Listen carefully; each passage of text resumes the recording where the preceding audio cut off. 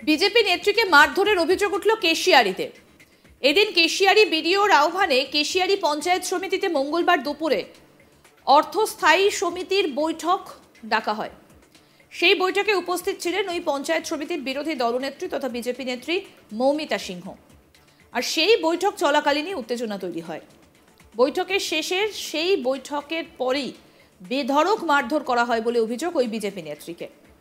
অসুস্থ অবস্থায় তাকে উদ্ধার করে ভর্তি করা হয় হাসপাতালে। পরিকল্পিতভাবে ডেকে হামলা করিয়েছে এমন অভিযোগ তুলে বিডিওর বিরুদ্ধে হাইকোর্টে যাওয়ার হুঁশিয়ারি বিজেপির।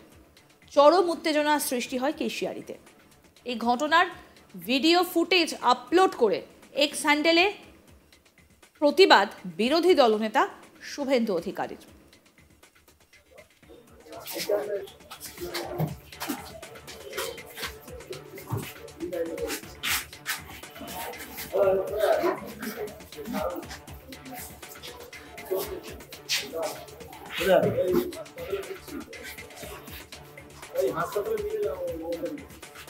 মঙ্গলবার দুপুরে এই বৈঠকের আয়োজন হয়েছিল কেশিয়ারি পঞ্চায়েত সমিতির হলে।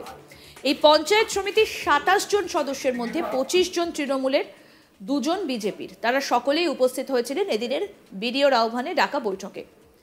অর্থ স্থায়ী কমিটির এই বৈঠকে যে সমস্ত সিদ্ধান্ত নেওয়া হচ্ছিল তা নিয়ে মতপার্থক্য তৈরি হচ্ছিল শুরু থেকে। আর বেশ কয়েকবার উত্তেজনার তৈরি হয় এই বৈঠকে উপস্থিত সদস্যদের মধ্যে। আহত নেত্রী মৌমিতা সিংহ কি বলছেন শোনাবো তার বক্তব্য, শুনুন।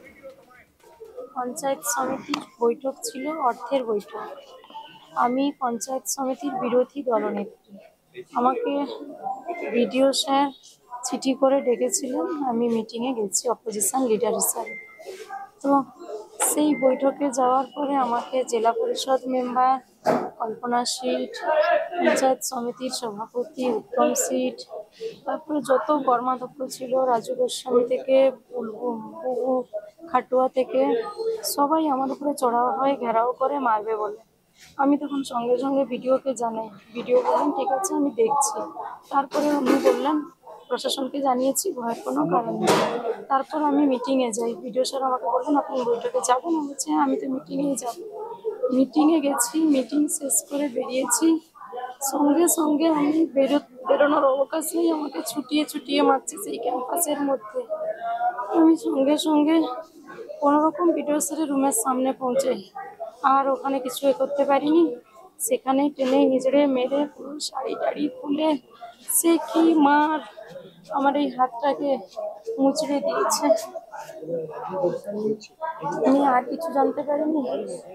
আমি মাটিতে পড়ে যাই, সঙ্গে সঙ্গে লুটিয়ে সেন্সলেস হয়ে যাই। তারপরে আমার বাড়ির লোক, আমার কর্মীরা সবাই আমাকে ওখান থেকে উদ্ধার করে নিয়ে এসে হাসপাতালে নিয়ে আসে। আমি সেন্সলেস হয়ে ১.৫ ঘন্টা ওখানে ভিডিও অফিসের মধ্যে পড়েছিলাম। আমাকে একটু কিছু ভিডিও স্যারের সামনেই সমস্ত ঘটনা ঘটেছে। ভিডিও স্যার ছিল, ভিডিও স্যারের সামনেই হয়েছে। মঙ্গলবার দুপুরের এই ঘটনায় অসুস্থ অবস্থায় মৌমিতা দেবীকে উদ্ধার করে প্রথমে কেশিয়ারি হাসপাতালে নিয়ে যাওয়া হয়। পরে সেখান থেকে এদিন রাতে স্থানান্তর করা হয় মেদিনীপুর হাসপাতালে। অন্যদিকে ঘটনার প্রতিবাদে কেশিয়ারি পঞ্চায়েত সমিতির অফিসের সামনে প্রতিবাদ বিক্ষোভ শুরু করে বিজেপি। রাতে মেদিনীপুর হাসপাতালে উপস্থিত বিজেপি জেলা মুখপাত্র অরূপ দাস বলেন, পরিকল্পিতভাবে ডেকে এই হামলা করা হয়েছে। বিডিও নিজে ডেকেছিলেন আমাদের পঞ্চায়েতের বিরোধী নেত্রীকে। তারপর হামলা হওয়ার অর্থ পরিকল্পিতভাবে হামলা করা হয়েছে। আমরা এই ঘটনায় অবিলম্বে গ্রেফতার না হলে বিডিওর বিরুদ্ধে হাইকোর্টেও যাব। কি বলছেন অরূপ দাস, বিজেপি জেলা মুখপাত্র, শুনবো। পশ্চিমবঙ্গে জঙ্গলরাজ চলছে, আইনের শাসন বলে কিছু নেই। এক একটা ভোট আসে, তারপরেই শুরু হয় ভোট পরবর্তী হিংসা। বেছে বেছে বিজেপির কর্মীদের, কার্যকর্তাদের, নেতৃত্বদের মারা হয়, এলাকা ছাড়া করা হয়। সব থেকে তাজ্জব ব্যাপার যেটা, যে আপনি ভরসা কার ওপর করবেন? প্রশাসনের ওপর আপনাকে ভরসা করতে হবে, পুলিশের ওপর, নয়তো অ্যাডমিনিস্ট্রেটিভ দায়িত্বে যারা আছে তাদের ওপর। আজকে যে ঘটনা কেশিয়ারিতে ঘটেছে, গণতন্ত্রের কালো দিন বললে কম বলা হয়। কেশিয়ারি পঞ্চায়েত সমিতির যিনি বিরোধী নেত্রী, তিনি আমাদের ওই সংশ্লিষ্ট মণ্ডলের সভানেত্রীও, মৌমিতা সিংহ। বিডিও সাহেব নিজে আজ আমাদের মৌমিতা সিংহকে অর্থাৎ বিরোধী নেত্রীকে ফোন করে পঞ্চায়েত সমিতির অফিসে ডেকেছিলেন মিটিং আছে বলে। উনি যখন পঞ্চায়েত সমিতির অফিসে ওনার হাজবেন্ডকে নিয়ে যখন পৌঁছালেন, তখন থেকেই বিভিন্ন ধরনের উস্কানিমূলক কথাবার্তা এবং প্রাণে মেরে দেওয়ার হুমকি কল্পনা সিট, বুলু খাটুয়া, উত্তম খাটুয়াদের নেতৃত্বে চলতে থাকে। তৃণমূল নেতা সুজয় হাজরা কি বলছেন শুনবো। কেশিয়াড়িতে পঞ্চায়েত সমিতির 27 জনের মধ্যে 25 জন তৃণমূল কংগ্রেসের সদস্যা, 2 জন বিজেপির সদস্যা। তৃণমূল কংগ্রেসের এত দুর্দিন পড়েনি যে 2 জন পঞ্চায়েত সমিতির সদস্য আছেন, তাদেরকে মারধর করতে হবে। কিন্তু বিজেপি পতাকা নিয়ে কেন বিডিও অফিসে ঢুকলো? অর্থের স্থায়ী কমিটির মিটিং ছিল, সেই মিটিংয়ে কি হয়েছে সেটা আমি বলতে পারবো না, ভিডিও সেটা ভালো করে বলতে পারবে।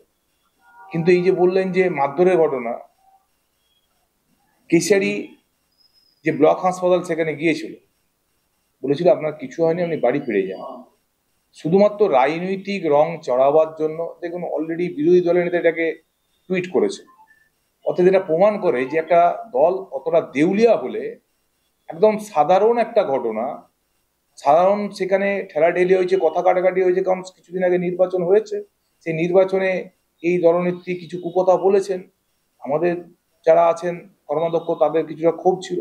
কিন্তু আমি দুদিকটাই বলবো যে যে ঘটনা হয়েছে এই ঘটনা বিডিও অফিসের মধ্যে এটা অনুপযোগী, কারণ শাসক দল হিসাবে আমাদের দায়িত্বশীল ভূমিকা পালন করতে হবে।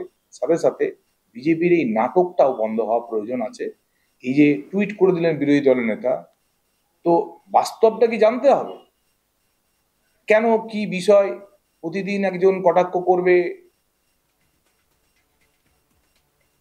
আমাদের প্রতিনিধি শাহজাহান আলী কি প্রতিবেদন তুলে ধরেছেন, এবার সেটা শোনাবো।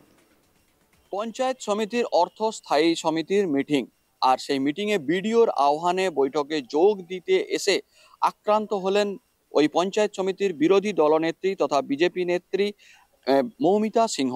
তাকে গুরুতর আহত অবস্থায় সেখান থেকে উদ্ধার করে ভর্তি করা হলো হাসপাতালে। ঘটনায় মুহূর্তের ভিডিও টুইট করে প্রতিবাদ জানালেন শুভেন্দু অধিকারী। এই কেশিয়াড়ি পঞ্চায়েত সমিতির মোট 27টি আসনের মধ্যে 25টি তৃণমূলের, বাকি 2টি বিজেপির। ফলে স্বাভাবিকভাবে বিজেপির এক নেত্রীকে বিরোধী দলনেত্রী হিসাবে সেখানে দাঁড় করানো হয়েছে। এবং তারপরেই অর্থস্থায়ী সমিতির মিটিং চলাকালীন তার সঙ্গে তৃণমূলের সদস্যদের একটা মত পার্থক্য হয়। এই আক্রান্ত বিজেপির নেত্রী মৌমিতা সিংহ তিনি দাবি করেছেন মিটিং এর শুরু থেকেই তৃণমূলের নেতৃত্বরা তার বিরোধিতা করছিলেন, বারবার আক্রমণাত্মক ছন্দে তারা এগিয়ে আসছিলেন। বিষয়টি আরো আপডেট পেতে দেখতে থাকুন আজ তাক বাংলার ইউটিউব চ্যানেল, সাবস্ক্রাইব করুন।